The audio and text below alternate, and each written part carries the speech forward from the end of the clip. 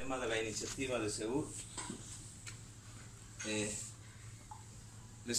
estoy desde el inicio, les he escuchado a cada uno de los panelistas. La mayoría de los que han expuesto han hecho una crítica al tema de los edificios sustentables, desde su punto de vista medioambiental, arquitectónico, no sé, otros aspectos más. Yo quisiera que los panelistas expongan cuáles son las ventajas de los edificios sustentables. Es decir, lejos de que no tenemos una experiencia en Cochabamba sobre esto, ha habido ciertas normas que han hecho en La Paz, han hecho en Santa Cruz, que no han dado resultado. Y entendidos en la materia dicen que el mejor lugar para hacer edificios sustentables es zonas templadas. La Paz tal vez por su frío, Santa Cruz por su clima también un poco húmedo, etcétera, etcétera, no son favorables. Cochabamba sí es favorable. Cochabamba es una de las cuartas ciudades contaminadas de Latinoamérica, ¿no es cierto? Entonces necesita una respuesta ecológica, ambiental.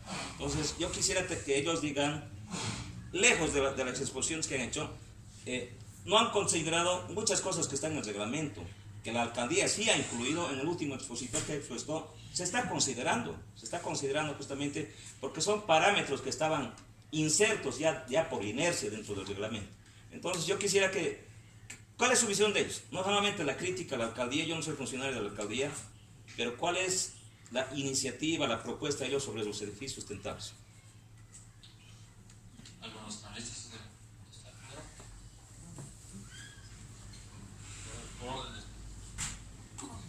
Ok. Yo creo que de alguna manera una cosa es que tiene que haber una ley o leyes para diferentes temas, ¿no? El eje central y creo que todos hemos coincidido y me parece interesante haberlo hecho, porque me imagino que eso indica que hay una visión común. Es que tú no puedes tratar un tema desde la perspectiva puntual, tienes que tratar desde la perspectiva integral, y más allá que digamos es bueno tener legislación sobre edificios sustentables, mientras eso no esté integrado a una planificación mayor, el tema no va a resolverse. Así es la posición que creo que hemos coincidido todos ese pienso.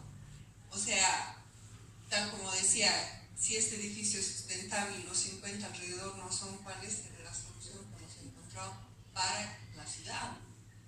En esos términos, ¿no? de medio ambiente, de sostenibilidad, pero va más allá. La ley afecta otro tipo de temas que son delicados, como es el tema de la segregación urbana, que si no tenemos políticas que realmente construyan ciudades integrales, integradoras, si tenemos un edificio muy sostenible o sustentable, no sé si es la solución. Esa es mi posición. Sí, creo que no solamente ha habido críticas por Manso en mi charla. Yo creo que sí es importante pensar, ¿no?, en tal vez normar de alguna forma y dar directrices claras sobre lo que es un edificio sustentable, pero lo que pretende la ley en su objetivo creo que no se va a lograr. Me parece más que insuficiente plantearlo un poquito como un simple incentivo. Y creo que lo decía Denis en su charla, hay problemas ambientales serios que tiene Cochabamba, que no se van a resolver con esto para nada, ¿no? Va a ser más que insuficiente, muy insuficiente. Y justamente creo que sí se pueden encarar esos problemas, ¿no?, pero tendrían que ser encarados con una planificación mucho más integral, con programas mucho más integrales sobre cómo encarar esos problemas. El tema de la gestión del agua, por ejemplo, ¿no? Si solamente van a haber algunos edificios sustentables, de lejos no vamos a resolver ese problema. Vamos a seguir viviendo con ese problema. Y seguramente se va a profundizar. Pues creo que las acciones tienen que ser mucho más concretas. Hay que ser mucho más ambiciosos en esto, creo yo, ¿no?, para realmente llegar a una solución. Tengo varios ejemplos que podría dar. Uno de ellos es la contaminación atmosférica. Ya lo decía Denis, son los vehículos en los que más contaminan. Y tenemos nosotros un sistema de transporte absolutamente ineficiente y además en muy mal estado, ¿no? Y obviamente con los edificios únicamente eso no se va a resolver. Y ese es el principal problema ambiental de Cochabamba. La contaminación atmosférica, acabo de terminar un estudio nuevo, ya tenemos un estudio actualizado de las emisiones, se va a publicar supongo el próximo año en el Ministerio de Medio Ambiente. Se repite el tema de la contaminación atmosférica provocada por los vehículos, por el transporte, ¿no? Prácticamente se han duplicado las emisiones contaminantes de los vehículos y es más del 90% aquí en Cochabamba, ¿no? Entonces, ¿eso se va a resolver con los edificios sustentables? No, no se va a resolver. Y van a seguir muriendo cochabambinos porque respiramos aire que está contaminado. Entonces, yo me pregunto, ¿estamos encarando seriamente el problema? Y me parece que no. Entonces, ese es el problema de fondo para mí. Y creo que no está bien para poner, decía, y eso dije, para poner el tema en discusión. Pero ¿estamos buscando soluciones reales? Me parece que no. Entonces, creo que hay que encarar las cosas y tomarlas en serio. Y eso es para mí la principal crítica en tema de la ley. Cometeríamos un error de pensar que la implementación de este tipo de edificios sustentables, por más perfecta que sea la ley y el reglamento, podría resolver los problemas urbanos. Sería un error académico. Por eso decía, probablemente por mi formación, primero, y segundo, por mi experiencia en planificación y gestión urbana. Yo soy un convencido de que si no se aborda, si no se enfoca, si no se desarrolla un instrumento bajo los conceptos del nuevo urbanismo en términos de sostenibilidad o de sustentabilidad, donde el eje central sea el medio ambiente, no vamos a poder desarrollar parcialidades, por más perfectas que éstas sean. Y la arquitectura es, pues, entendida desde mi punto de vista como producto de ese concepto urbano, de ese concepto que está vinculado al planeamiento de las ciudades, y obviamente el tratamiento de la arquitectura es correspondiente con ella.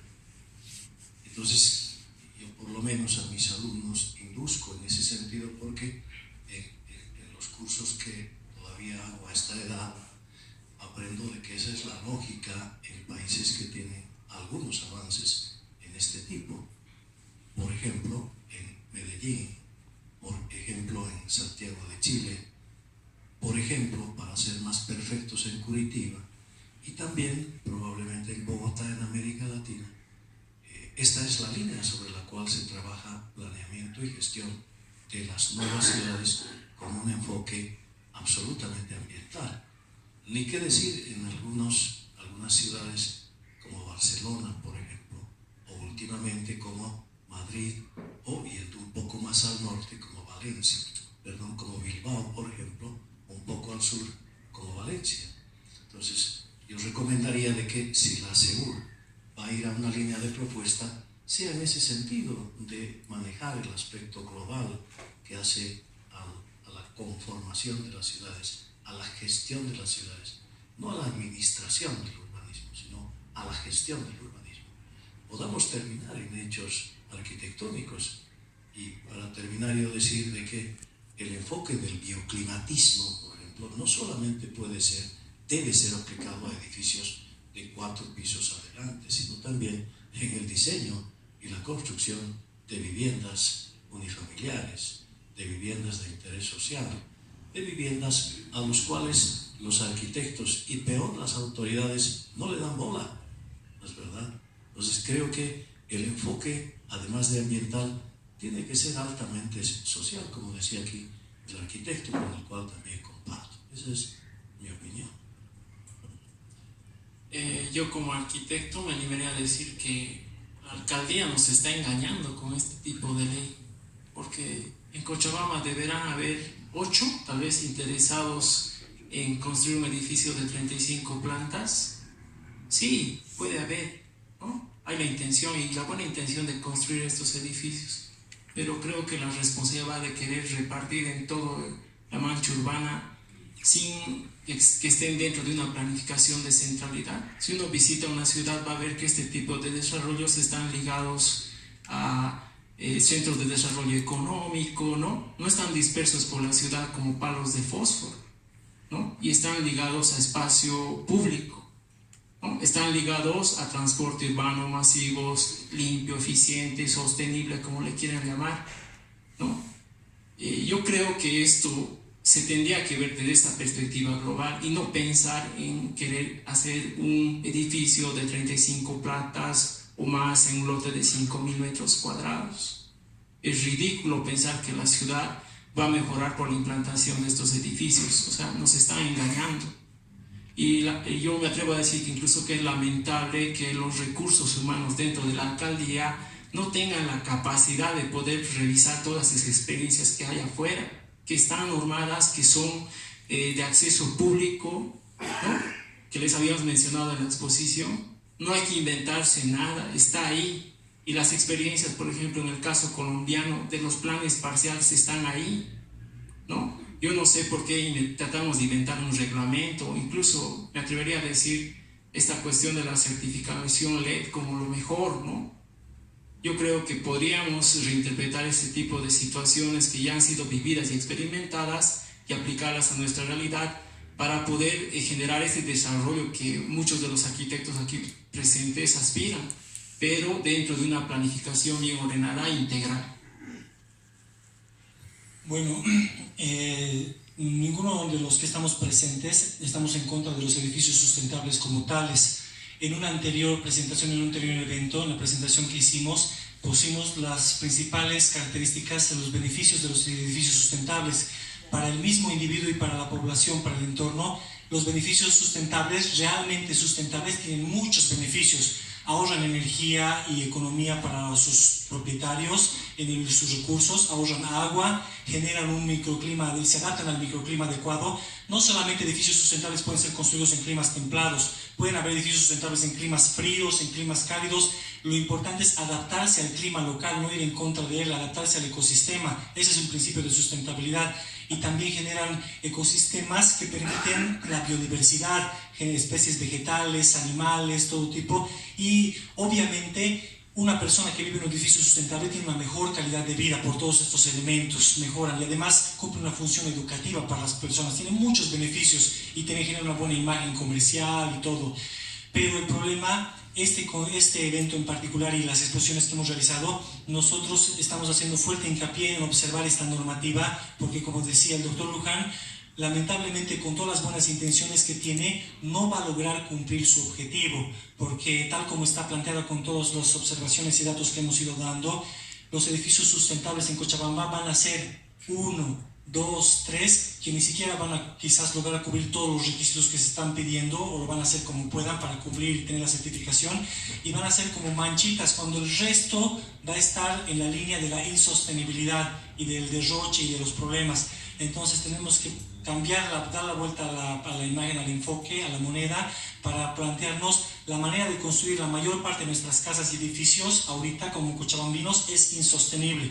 Tenemos que trabajar sobre eso y no solo sobre algunas iniciativas. Bienvenido, hay que motivar algunas iniciativas que quieran ser innovadoras, ser sustentables, pero más bien hay que tratar de jalar al resto a que genere un estándar de sustentabilidad desde las instituciones públicas, con el ahorro del agua, el ahorro de energía y otros temas. Una edificación que ya está construida no es que ya es insostenible y se acabó ahí, hay adaptaciones que le permiten mejorar muchas veces su sostenibilidad y esa tiene que ser la línea. No estamos en contra de los edificios sustentables, es lo que tiene que, la línea y el camino por el que tiene que ir el municipio y todas las ciudades, pero tenemos que ser inteligentes para plantear normativas que logren ese objetivo, y la normativa actual del municipio de Cochabamba no lo va a hacer.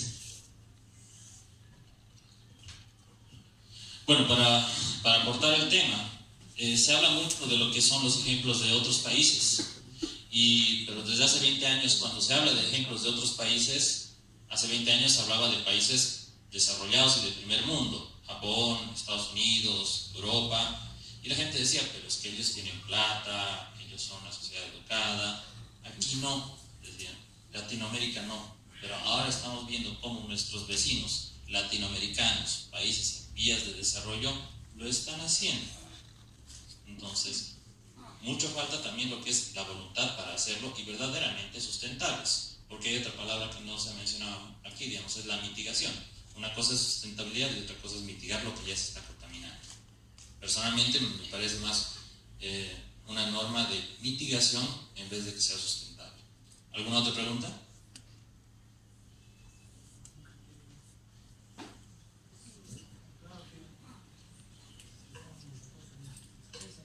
Buenas noches. Quisiera hacer una pregunta, no sé quién de ustedes me pueda responder. Se ha hablado mucho de los espacios públicos como un punto clave para lograr un manejo sostenible en una ciudad.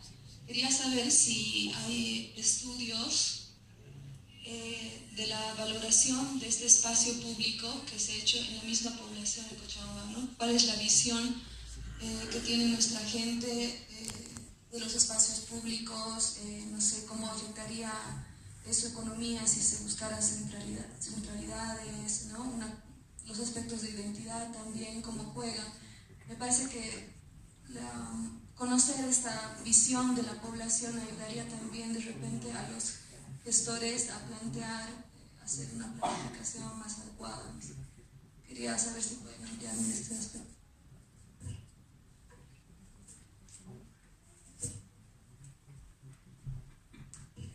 Miren, el tema del espacio público en el caso boliviano es nuevo, es decir, se está incorporando ese concepto y tradicionalmente, ¿qué es el espacio público? Es solo la calle.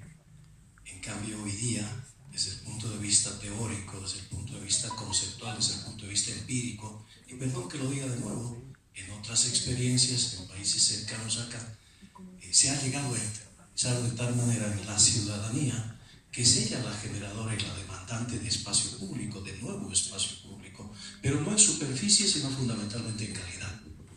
Entonces, por ejemplo, si ustedes solo le echan una miradita en Google Maps a la zona de Providencia, en Santiago de Chile, ustedes van a encontrar un nuevo concepto de la cuestión del urbanismo sobre el lote privado, sobre la propiedad privada.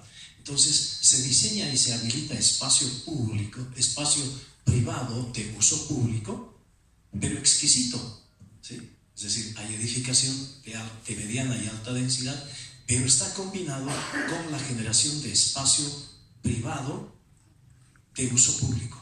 Es decir, uno puede transitar, puede caminar, harto verde, harta cobertura, harto vegetal, harta agua, etcétera, etcétera, ¿sí? En el caso boliviano y en el caso cochabambino, ese es un trabajo muy difícil, arquitecto, que hay que empezar a puntillar, ¿no? Desde el ámbito de la ciudadanía y también desde el ámbito del Estado. A mí me parece importante porque el concepto del espacio público no viene como entidad física, sino viene entidad como entidad sociológicamente cargada bajo la recuperación de la identidad urbana, de la recuperación de la ciudadanía, es decir, de aspectos y de valores culturales que han quedado obsoletos en la gestión del Estado, refiriéndome al caso al caso local, al caso municipal. Un hecho paradigmático, ustedes han debido leer últimamente la defensa que tienen los vecinos en el Pance. Es recuperación de espacio público y además es la asignación del valor social a ese espacio público a partir de la incorporación de una identidad destrozada, que eran los pinos, que eran los molles, que eran etcétera, etcétera. Entonces, eso es lo que nos pasa hoy día. Hemos quedado en un estado de anomia, muy difícil de poder salir en adelante, pero estas son las instancias académicas, profesionales, que tienen que penetrar, que tienen que molestar a las entidades del Estado, pero también a las organizaciones sociales que hacen a los ciudadanos. Un detalle bien chiquito para los investigadores aquí, a mis colegas. En la zona sur, más o menos desde el siglo XX, desde la 6 de agosto, desde la zona de la feria, hacia el sur, medio metro cuadrado de espacio libre por habitante. Ustedes dirán una exageración, medio metro cuadrado. Al norte coincido con ese dato, 9 metros cuadrados. Pero en otras ciudades, Medellín, 14 metros cuadrados por habitante. Curitiba, 16 metros cuadrados por habitante. Bogotá, 14 metros cuadrados por habitante. Entonces, imaginémonos el desafío.